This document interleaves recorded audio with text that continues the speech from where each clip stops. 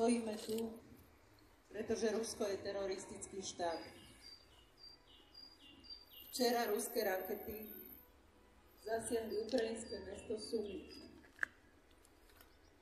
Zabili 34 ľudí, zranili 117, čísla sa stále upresňujú. Medzi mŕtvými boli aj deti, niektoré z nich teraz bojujú o život. Tela obetí ležali na uliciach, bytoch, kostoloch, trolejbusu. Ticho, ktoré po nich zostalo, my tu spolu premieňame na hlas odporu. Putin vraždí. Slovenská vláda na čele s Robertom Ficom mlčí. My však nebudeme mlčať. My budeme dnes hovoriť svojimi telami. Ľahneme si na zem za tých, ktorých Putin zabil. Aj za tých, ktorých ešte zabije. Premiér tejto krajiny Robert Fico už dávno nie je autonómnym politikom, je vazalom Kremľa.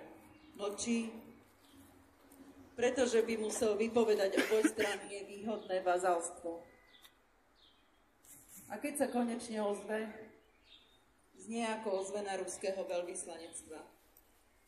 K útoku na Sumy vraj nemá dostatok informácií, aby sa k nemu vyjadril.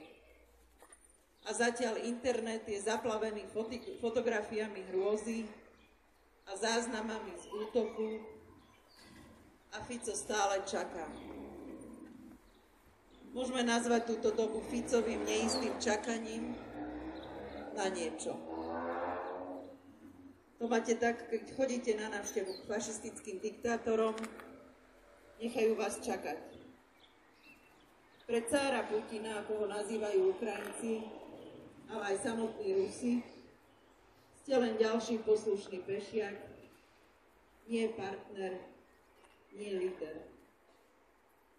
My však nechceme byť národom, ktorý s ním čaká. Ukrajina bojuje aj za nás. Za našu slobodu. Za Európu. A nebyť jej odvahy a vytrvalosti, nebyť jej obetí, ruské tanky by už dávno parkovali aj v slovenských mestách. Putin nerobí rozdiely. Opakovane zabíja civilistov. Preto aj my dnes môžeme prísť ako civilisti v obyčajnom oblečení alebo zabalení do záchrannej fólie, s falošnou krvou alebo len s vlastnými telami, aby sme spolu povedali dosť. Nie je hanba mlčať, keď človek nevie, čo má povedať. Ale je hanba mlčať, keď zomierajú nevinní ľudia. A je zločin mlčať, keď máte moc a viete prispieť k zmene. Keď sa váš hlas môže pridať k tým, ktorí sú ochotní zastaviť vraha. Zastaviť teroristický štát. Rusko. Toto nie je happening, toto je odpor. Toto je výkrik, toto je ľudskosť v čase, keď moc na Slovensku mlčí a zlo má otvorené dvere. Buďme súčasťou tohto ticha, ktoré kričí.